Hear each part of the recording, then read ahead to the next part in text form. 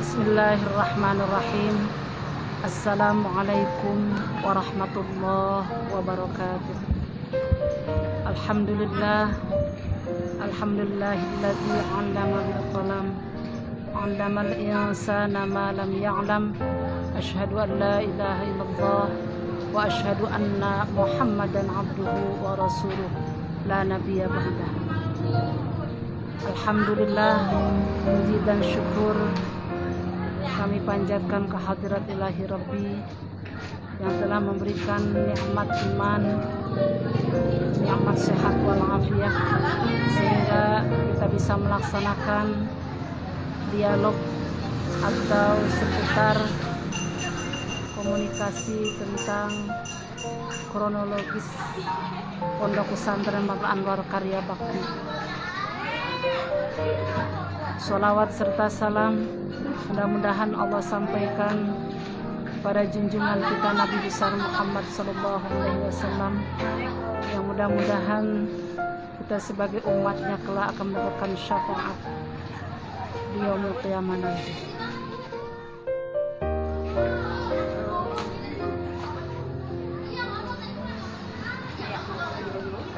Berbicara tentang kronologis berdirinya pesantren Mabul Anwar Karya Bakti ini, penyebabnya berdirinya pesantren ini, pertama mungkin karena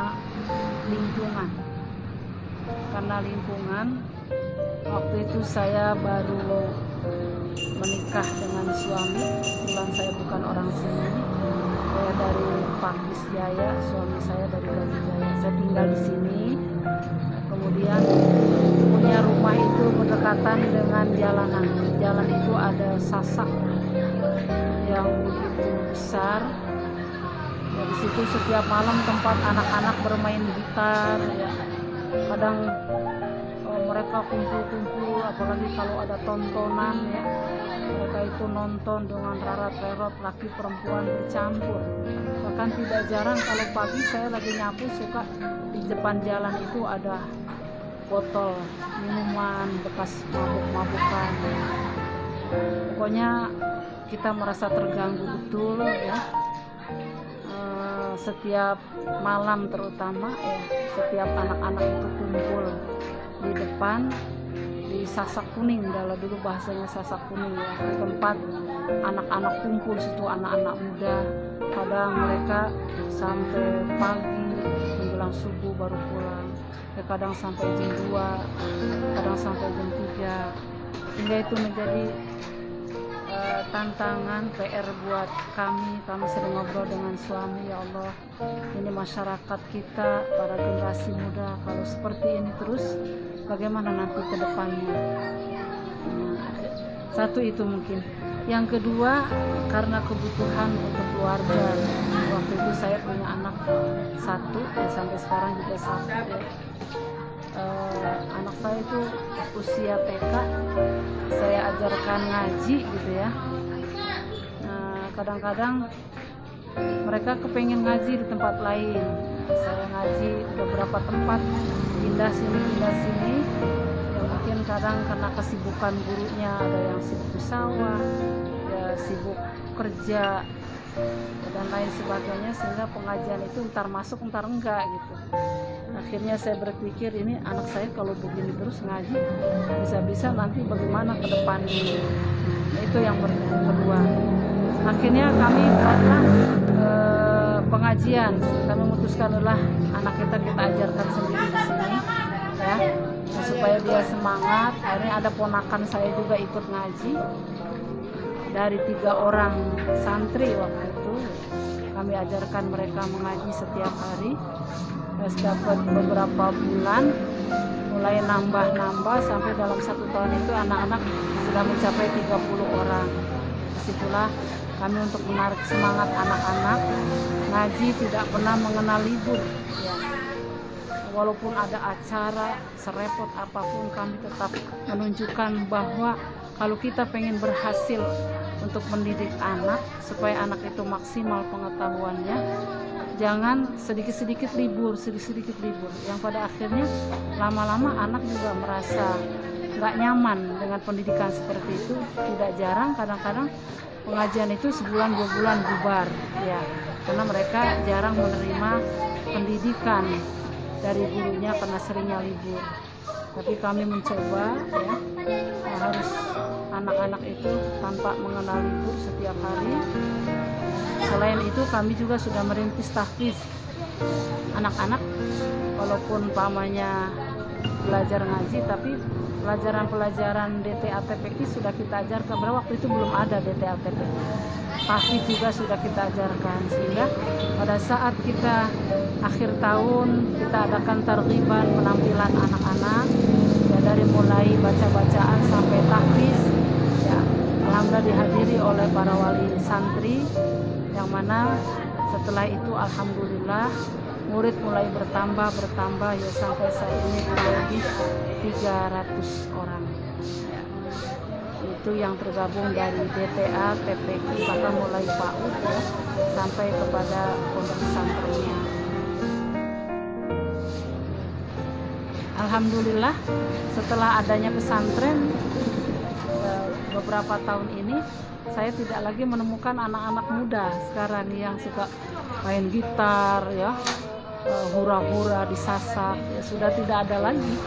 Artinya kami bersyukur ya, mungkin mereka juga nggak enak karena dekat lingkungan pesantren gitu ya, sehingga akhirnya berhenti sendiri. Sampai saat ini tidak ada lagi anak-anak yang nongkrong di jalan disasak, apalagi menemukan apa kayak seperti dulu ya, botol-botol minuman sudah tidak pernah lagi.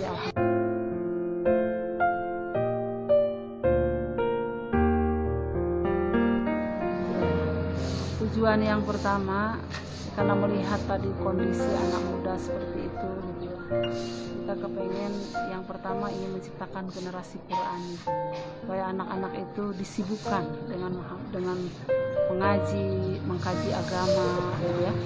Yang pertama itu. Yang kedua, barangkali kita ingin menciptakan generasi yang berakidah shahihah.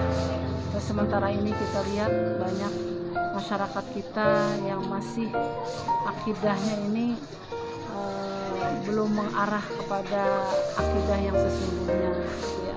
Masih banyak yang percaya dengan hal-hal yang bid'ah, khurafat ya, dan lain sebagainya.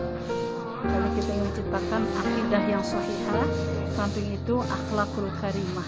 Akhlakul karimah ini sangat penting ya buat masyarakat kita, baik orang tua maupun para remaja. Makanya mudah-mudahan kita selain memberikan pelajaran Al-Quran, anak-anak juga kita berikan pelajaran akhlak. Itu DTA itu sudah mulai belajar akhlak lil banin dan akhlak lil banat, supaya mereka betul-betul tahu tentang etika atau akhlak kehidupan, bagaimana bergaul dengan yang tua, bagaimana bergaul dengan yang lebih muda, bagaimana cara bergaul dengan menghadapi orang tua ya. Nah itu mungkin salah satu tujuannya menciptakan pondok pesantren ini.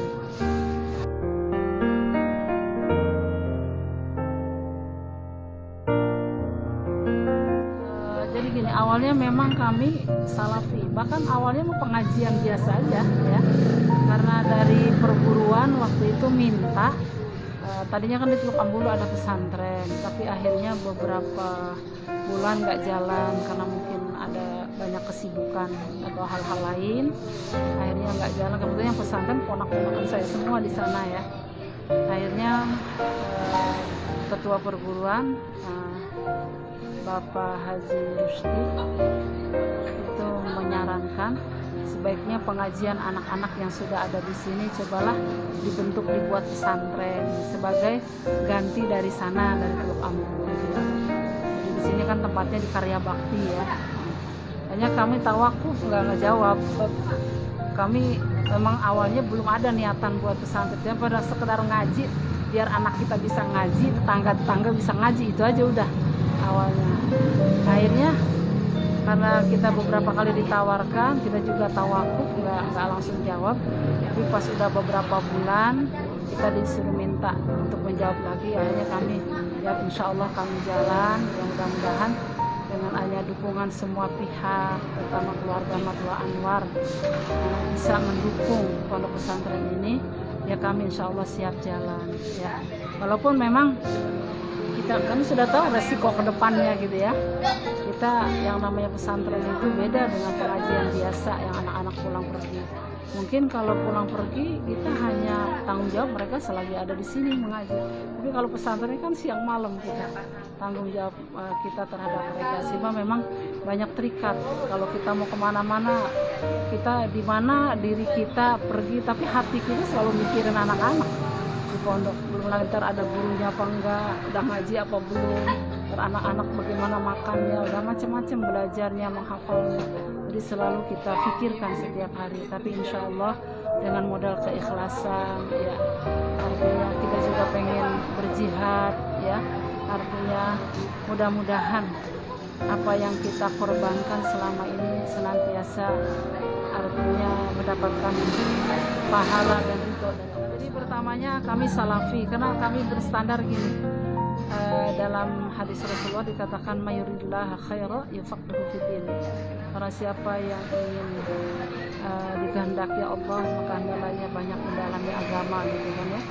Kita tahu ya artinya anak-anak itu nggak mungkin mereka tahu bagaimana cara berakidah yang benar, berakhlak yang baik, bermasyarakat yang baik tanpa mereka tahu ilmu. Biasanya ilmu itu banyak oleh para ulama ditransfer dalam kitab-kitab kuning, dimana kitab kuning juga ditopang oleh nahwu-sorotnya, balaghahnya, ya. Maka ilmu-ilmu Al-Quran juga perlu dipelajari, ilmu tafsir, hadisnya juga perlu dipelajari supaya anak-anak itu betul-betul mendalami masalah agama. Nah setelah itu kami berpikir lagi, alangkah baiknya kalau selain kita anak-anak yang berikan pendidikan agama, mendalami agama, juga kita berikan Al-Quran supaya mereka itu cinta Al-Quran. Dalam hadis dikatakan khairukum man ta'allama Al-Quran wa 'allamahu. Sebaik-baik kamu adalah orang yang belajar Al-Quran dan mengajar Al-Quran. Di sinilah kita terpaut ingin menciptakan generasi Quran, ya. Selain anak-anak mengaji yang insya Allah mereka baca Quran itu 1 huruf 10 ya. Kalau kita baca alif lam mim aja itu 30. Nah, bahkan kalau dia sampai hafal, anak yang menghafal itu dengan membaca 4 kali lipat perbedaan pahalanya. Makanya disitulah kami punya keinginan ya mudah-mudahan namanya dengan berkat kita bareng-bareng dengan kawan-kawan guru-guru yang lain kita berjuang dengan ikhlas. Ya memang di sini tidak banyak secara materi, nggak ada di sini kalau mencari materi ya, tapi insya Allah Allah selalu berikan keberkahan.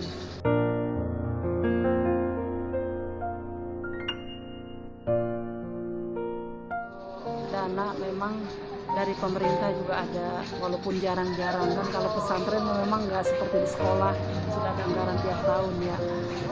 Tapi yang banyak, lebih banyak kayaknya swadaya masyarakat.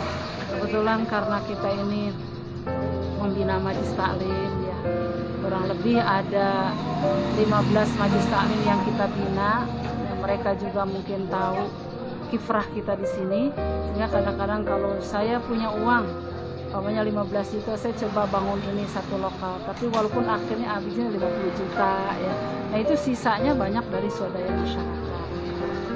Kadang-kadang tanpa diminta pun ya masyarakat sudah beberapa orang-orang yang mampu mengerti gitu ya. Alhamdulillah ya sampai saat ini pun ya masyarakat masih terus, artinya kalau melihat memang kita mendahulukan dulu kita bangun punya uang segini, tapi alhamdulillah masyarakat antusias mau membantu baik dari segi pertama materi ya, materi banyak. Mereka yang orang-orang mampu itu tanpa diminta pun mereka mengajukan, ini nanti saya beliin keramik, ada yang umi nanti saya beliin ini. Alhamdulillah.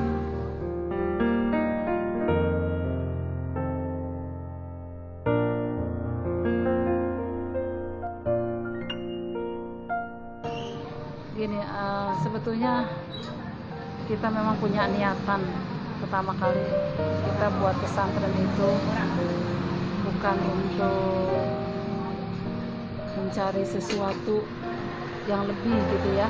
Enggak, justru kita ingin melayani masyarakat, karena di sini kan masyarakatnya menengah ke bawah, apalagi pendapatannya hanya 6 bulan sekali. Jadi kita tahu persis, karena kita sering bergabung di masyarakat melalui majelis taklim ya, tahu persis keadaan masyarakat. Ya, mereka banyak yang pengen anaknya pesantren, tapi pesantren jauh, nggak punya biaya. Makanya kami di sini menganjurkan kepada ibu-ibu, kalau barangkali ada yang ingin anak pesantren, tapi kalau yang jauh kan biayanya lumayan. Tapi sekarang memang biaya pesantren itu lumayan ya.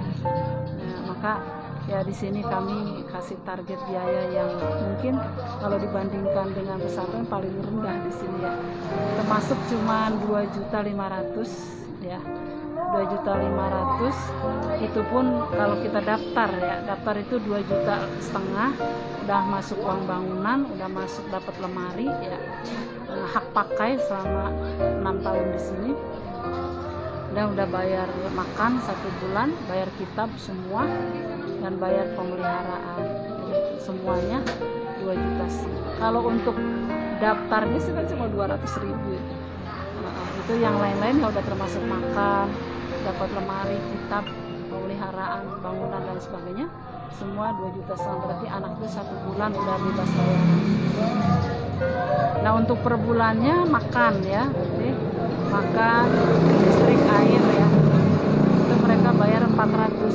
Jadi yang 300 untuk makan 2 kali 1 hari, yang 100 untuk listrik, air, dan infak yang kita pergunakan untuk honor guru-guru pesantren.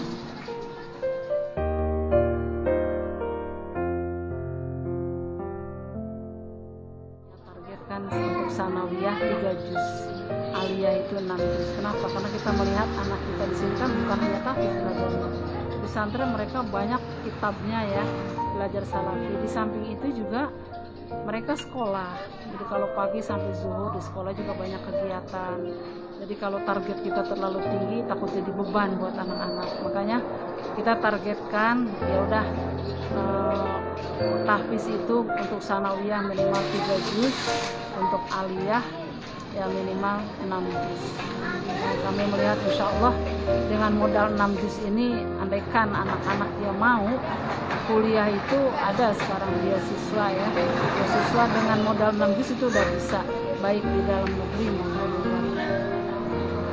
Tapi pada akhirnya kita kembalikan kepada kemampuan anak ya. Walaupun kita targetkan 3 juz sanawiyah, banyak anak-anak yang kelas 3 sanawiyah mereka udah hafal 4 juz ya, ada yang 5, kemudian baru kelas 1 aliyah mereka bisa hafal 5 juz, bahkan kelas 3 aliyah mereka udah hafal 7 juz gitu. Jadi tergantung kemampuan anak juga dan kerajinan mereka masing-masing. Yang penting insya Allah dua-duanya jalan, salafinya jalan, tahfiznya juga jalan. Jadi balance, seimbang antara tahfiz dengan salafi.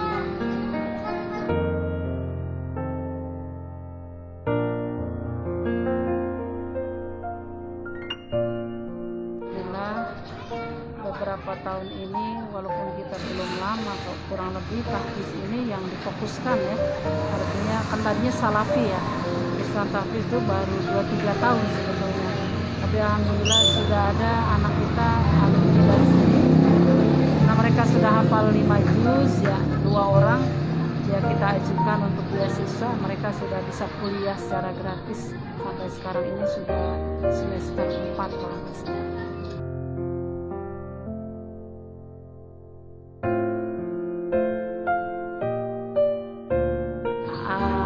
Harapan kami untuk ke depan ya, kami mohon ya pada semua pihak, terutama keluarga Madla Anwar ya, untuk mengembangkan pesantren itu nggak mudah gitu ya, nggak mudah, baik dari segi santrinya, kemudian dari segi dana dan biayanya ya, tentunya nggak mudah.